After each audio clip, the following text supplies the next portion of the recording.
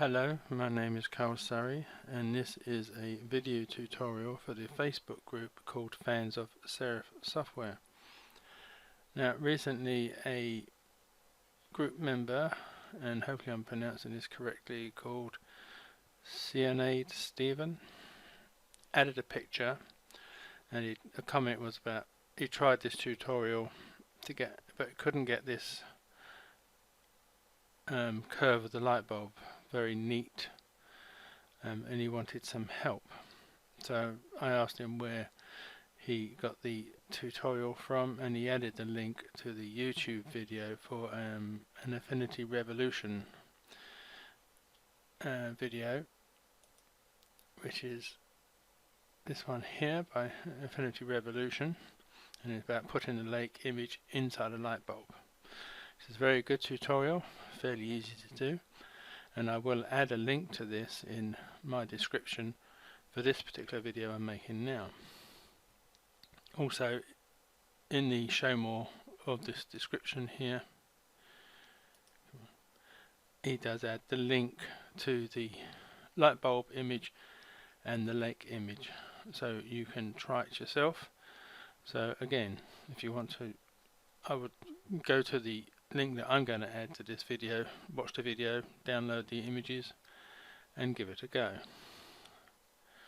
But if I just click on Cyanode's image here, we'll have a closer look at it, and as you can see he has struggled to get this light bulb sort of better selected, because in the video you use a layer mask, and for whatever reason he has been struggling. I mean, because down this edge here you can see he's not gone up to the edge of the light bulb, whereas around this edge here he's gone over the edge of the light bulb. And also, if I remember correctly in the video, he doesn't take the lake image inside the cap of the bulb. Whether you do that or not, I think, is up to your personal taste. Like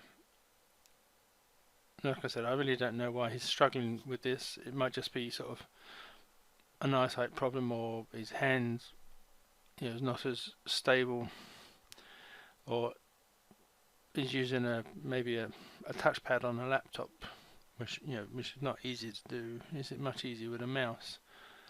So I thought if I could try and find a way for him to do this part better, hopefully without stepping on the toes of Affinity Revolution. I'm not trying to take over their video, because it's very good. I just want to help this person make a better selection. So if I come to Affinity Revolution, Affinity Photo, and I've done a basic setup already using the Affinity Revolution video. I've removed the inside of the light bulb, and on the lake layer I've removed the sky, and I've just plonked this lake image and reduced it roughly where I want it. And you can, if you are going to position this beforehand like I've done, what you can do is you could reduce the opacity down so you can see the light bulb better behind, and then just position this however you want it, and then just increase the opacity back up, so you've got this in position. So now we're coming to the making the selection. So what I'm going to do is I'm going to hide this layer so you can't see the lake anymore, and I'm going to highlight the background layer, and I'm going to zoom in as big as I can within the screen size, that do, and I'm going to use the pen tool to make a selection. Now the pen tool, you may have it on node tool, which I think is normally the default, but just select the pen tool, and along the top here you've got some options. You've got 4 options. When it's got mode up here, you've got 4 button options. Now, probably for people who are good at using the pen tool, probably pen mode or polygon mode is probably their mode of choice, but I prefer to use smart mode because I'm not necessarily good with the pen tool and I want the pen tool to do a lot of the work for me.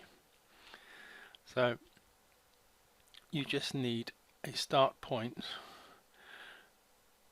and just find an edge of the bulb and make a click, and then don't come too far away for your next click, because if the nearer you are to the first point that you've made a click, the smart mode will add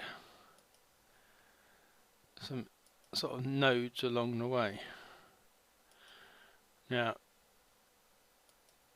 it may not be end up being a perfect result because this light bulb's edge is not far off being the same color as the background.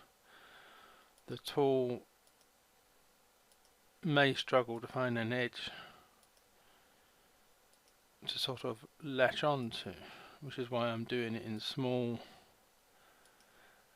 safe sections. And if you do have like a shaky hand, or you are using a touchpad on a laptop or something, I think this method may be quicker. Let me press Ctrl and Z. I went wrong, slightly wrong there. Let me come to about there. So if you do make a mistake, you can just press Ctrl and Z to go back a little bit. I lost the track of what I was saying there. Gone wrong again there. Oh yeah, the tool is going to struggle slightly to find, especially down this bit here where it is the background and the bulb. There's very little to distinguish it, so the tool may struggle slightly, so you may have to press Ctrl and Z a couple of times maybe, and depends on how fussy you're going to be.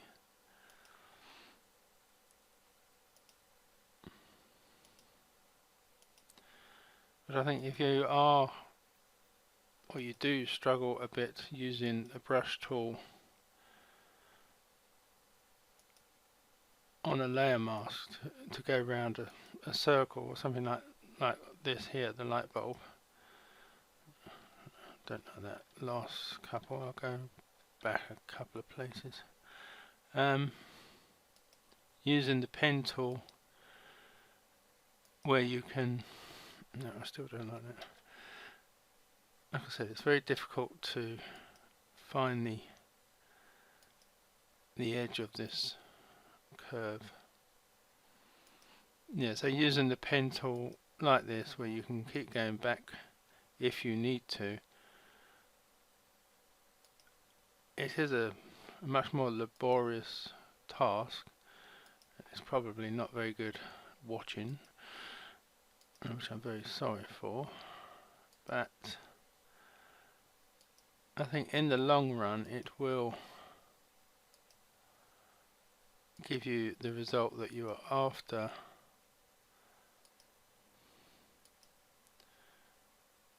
Right, I'm getting near to the top point here. I'm not 100% certain where the sky was. It's about there, because I don't necessarily want to have to go all the way around the top here. So what I'll do is I will come to the line mode, which will just give me a straight line, and I will do the straight line to about there, and then I'll go back to smart mode, and I'll just continue. Now, like I said, whether you select this outer edge here, or you come around the inner edge, which is what I think Affinity Revolution do in their video. I will leave that up to you, but I'm going to come around this inside area here.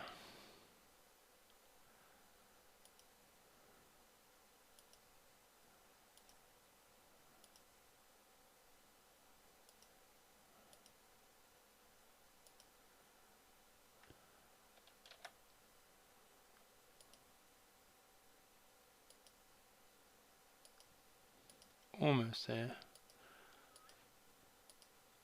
And then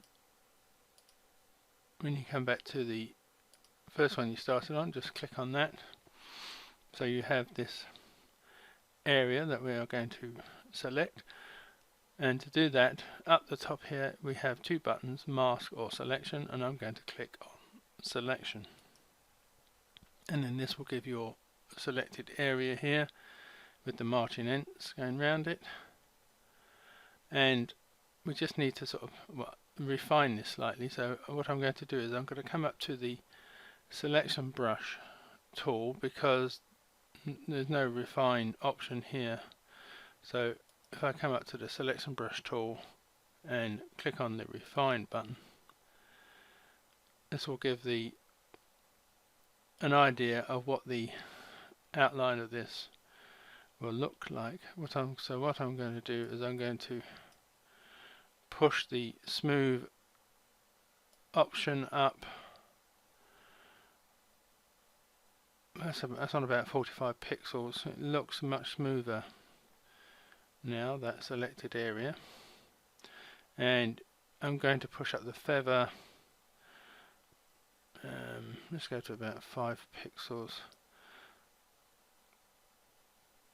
Yeah, that looks a much smoother and hopefully not too pixelated edge there. So I will click apply. So now what I want to do is bring back the lake layer. So click the layer to make it blue, and then put the tick back into this little box, and the selection will still be there. So then all you need to do is click on the add layer mask, and then that layer mask will adhere to the selection that you made. So I can now press Ctrl and D to lose the selected area, press Ctrl and 0 to zoom out, and there you have the layer, lake layer within the Lightbulb. And then you could watch the rest of the video to look at blending modes and what have you.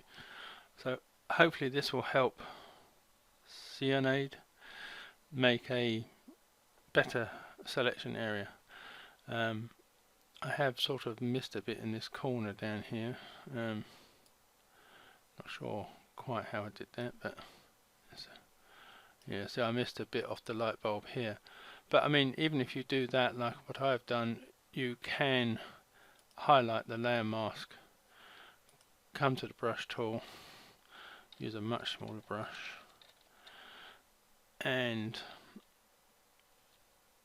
we need to have white as your foreground colour, and I've got the hardness set on, it's about 60%, but I'll reduce this down to about 50%, just so I haven't got a totally solid brush edge. And you can also reduce the opacity, because I've got this on 33, so I can just slowly paint this in a little bit at a time. Let me just check whether I've got any other edges I missed.